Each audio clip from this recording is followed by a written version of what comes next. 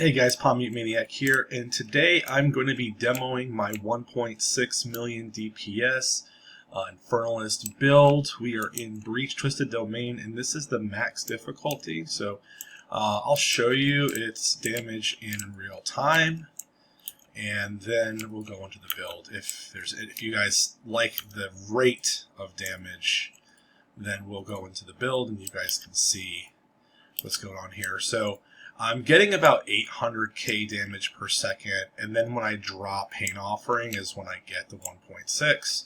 I don't really need it until I get to a certain point. Now, minions are stupid, so I have to.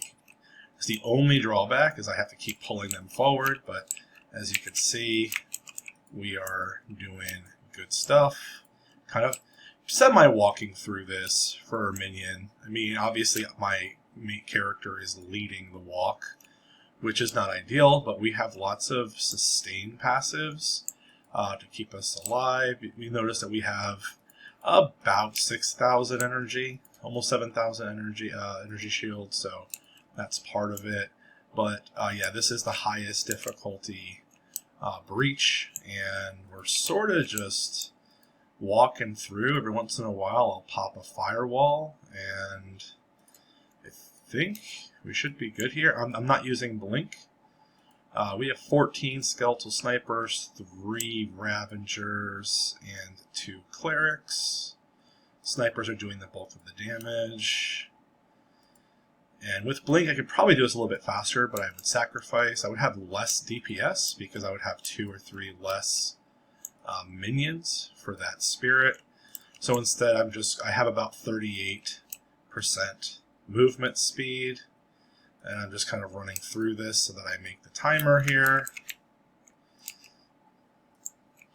and that's it. So we made the timer, and now we're going to go fight the boss, and you guys can see what the DPS looks like because we do not have a punching bag or anything to demonstrate DPS, but you could at least see the boss. So I got some decent drops here, nothing crazy. Just going to grab the orbs, and I guess we'll grab the rings. Everything else is here. So let's go fight the boss on highest difficulty with a whole bunch of angry skellies. And I'm just going to let them catch up here. Army's pretty big. Here we are.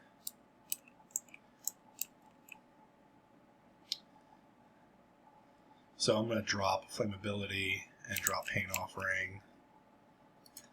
And Flame Offering on my minions in the front. As you can see, we're doing millions of damage, so 32 million damage relatively quickly.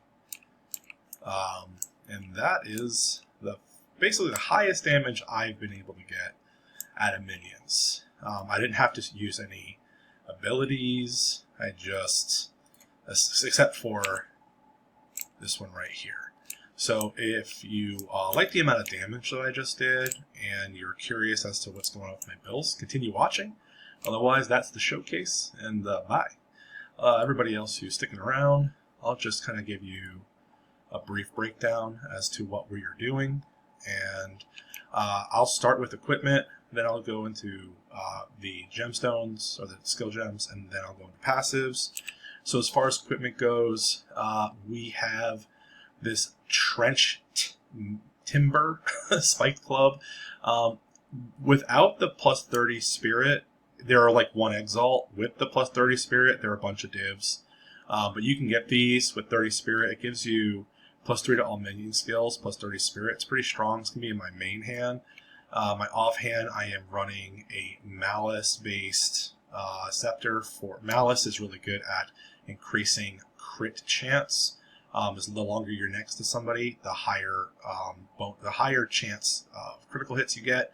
I also happen to have crit damage bonus and plus 5 to all minion skin levels.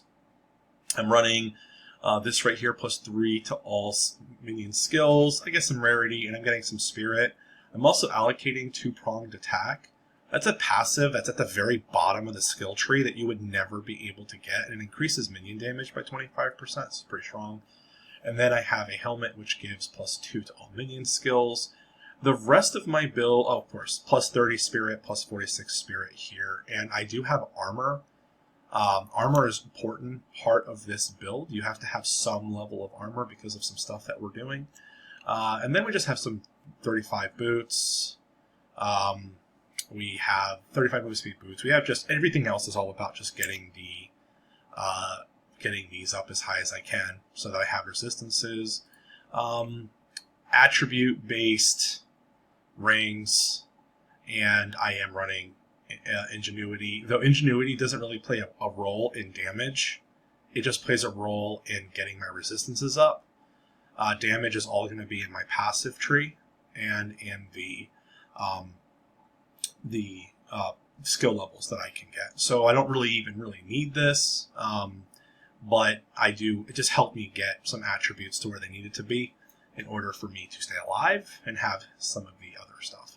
So in my skill tree here, or not skill tree, skills gem panel, whatever you call it, we're running level 34 Infernal Hound, and I am doing Splinter, Demolisher, Strip Away, Fire Exposure, and Fire Mastery.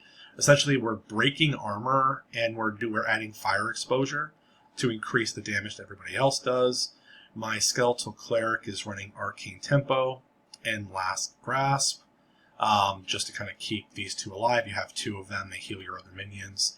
My Skeletal Sniper is running Heft, Fleeting Frenzy, Brutality, Martial Tempo, and Chaos Mastery. My DPS here is 63,000 damage per second. If I pop Pain Offering,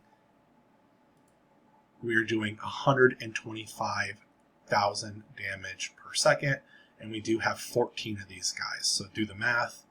That's 1.6 million damage per second, not including any debuffs or anything else that's happening. So we're almost at 2 mil per second. It's pretty crazy. I am running Skeletal Reavers. We're running 4. I like Reavers for doorways, specifically doorways. Reavers also will body block and do other things. So my Reavers are Immolate, Coursing Current, Stormfire, Lightning Infusion, and Conduction. My Reavers are essentially adding Shock, which makes the enemies that are shocked take more damage. So I'm doing this instead of doing the Storm Mage, because I feel like I get some body blockers, and the ranged units tend to ball up in doorways, and so this lets me just play annoying maps with lots of doors and passageways a little bit more reliably. So that's why I like the Reavers. We are playing Flammability, so Heightened Curse, Focus Curse, Inspiration, and Hexbloom. Essentially, most of my things are doing fire damage. I right-click on them, they take more damage. Raging Spirits is a huge part of the build. I have it at level 34, and we are running Elemental Focus, Heavy Swing, Fire Infusion, and Minion Mastery. Raging Spirits benefit the most from this flammability, and Raging Spirits at this level do a tremendous amount of damage. I do have Blink turned off. It does exist. I use it occasionally. If I'm in a certain map, I'll turn off some minions and get it going. I am running Grim Feast, just basically doubles my energy shield. So 3,400 brings me to 6,800. And then, of course, I am running Flame Wall, and we're running Mobility, Fortress, and Spell Cascade. And finally, we are running Pain Offering with Persistence, Font of Blood, Font of Mana, and Magnified Effect. So that's a higher, wider area, so that if my minions walk away from the totem, we actually still get to stay in that area. That happens a lot. It's probably one of the biggest problems with the build is the minions are all over the damn place. So that's what we're running, and that is where I'm getting a lot of my damage. If you want to see what my Reavers are doing, they're doing about 18k, but they're actually doing more damage than that because they do 30% more damage to enemies that are on fire, and all the enemies are always on fire. So my Reavers are doing about, I would say, like 23,000k per sec each times 4. But they're also adding shock, so when the enemy is shocked, then it just comes to maybe like 26. Not nearly as strong as the snipers. Snipers are so good. Snipers are In my opinion, and I've tried every single build, snipers have the highest damage potential on a single enemy. And I'll put that asterisk in there. So a lot of my damage is coming from the passive tree. When it comes to minion damage, your only real option is going to be critical hit and critical damage. So I'm basically scaling off of Malice, and I'm scaling off of the 36 increased critical hit chance and the 22 increased critical hit damage bonus. Keep in mind, I have been playing Path of Exile for over 500 hours, including trading and grinding and everything else. So this is very much endgame. And as we're approaching a possible reset, this is as far as I think the Witch can go in this iteration of the game. So you're going to see some expensive things in my passive tree, and that's just kind of the way it is because this is my main. So we're an Infernalist. We're running Loyal Hellhound, Altered Flesh, Hand, and Will. This just gives me lots of spirit, and this gives me shield, which is why my shield is higher than it would be otherwise. And we are converting damage received to fire damage. So that's all good stuff. If I have anything that I can do to mitigate fire damage, means I just get to be alive longer. You saw me walk in the front of all my minions in the hardest level breach without dying. It's because this build has a lot of sustain, a lot of durability, as you're going to see. So this is the full skill tree. If you're trying to do it yourself, there you go. Now I'll dive into breaking it down. So what keeps me alive, I have 3 branches. I have the Spiral into Depression branch. This increases movement speed and gives me higher percentage armor and max energy shield. I am also running Reinforced Barrier branch. Increase 20% max energy shield, and defend with 120% of armor while not on low energy shield, which is most of the time, so it gives me a nice little armor boost. Then the last bit of durability is going to be Ancient Aegis branch and Adamant Recovery. Increases to armor also apply to energy shield. It's pretty good. And 60% increased armor from equipped body armor and 60% increased energy shield from body armor. And to remind you, my body armor has both armor and energy shield, so I just get to have that. If we go look at my build, I am at 34% armor. It's not amazing, but that does add up, and it does kind of add up with the energy shield, so it's super good. I really like it. So that's what's keeping me alive. Now, as far as the damaging portion and minion portion of the build, we are running the standard minion tree here. So we're passing Power of the Dead and getting all of that branch. We are doing the Relentless Fallen branch with all of the surroundings. It gives you the 20% increased minion movement speed and attack speed. We are running part of the Necrotic Touch branch, increasing critical hit chance as well as critical damage on both. That really makes a huge difference. We are running Lord of Horrors, which reduces reservation, which means I can get more minions, and we're following this side for minion damage. We are also doing Left Hand of Darkness and getting all of the maximum life increases, and we are getting 23% chaos resistance here. It's really important. Otherwise, there really isn't much opportunity for chaos resistance on your minions, so you kind of have to take this. The other 2 branches we are running, 2 branches are Grip of Evil / Entropic Incarnations. Grip of Evil gives you higher critical damage bonus, and then Entropic Incarnation gives you physical damage.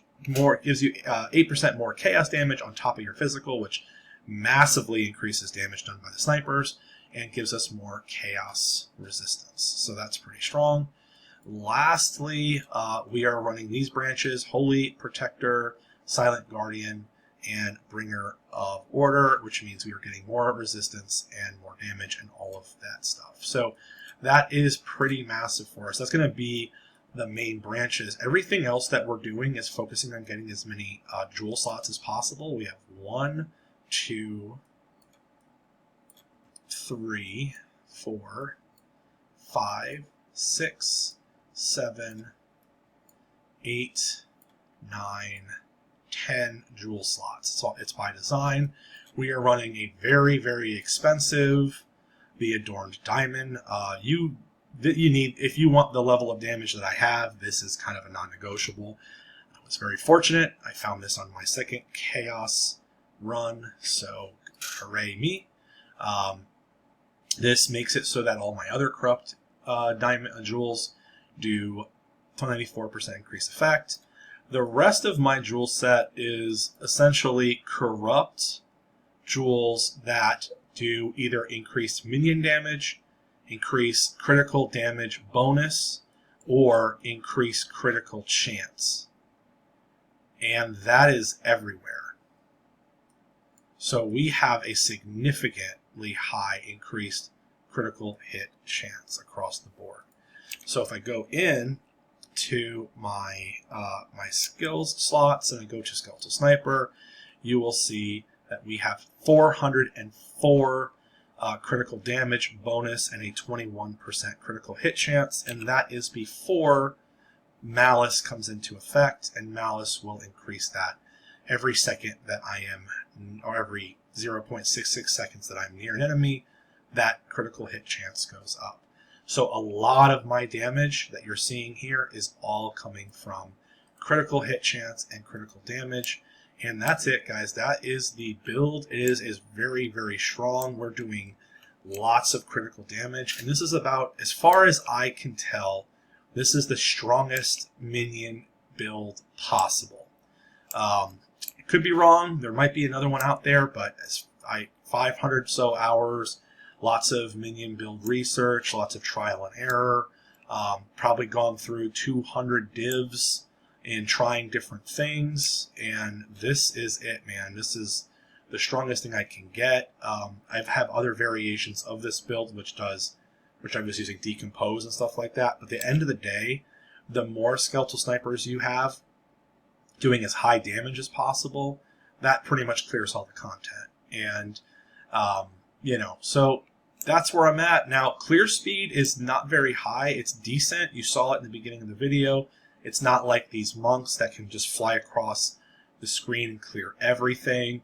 But if you really like the witch and minion build, and you like that kind of play style, and you're all about the old Diablo 2 Necromancer, this is as close as you're going to get to that experience at the very end of Endgame. All right, guys. Hope you enjoyed the video, and I'll see you next time.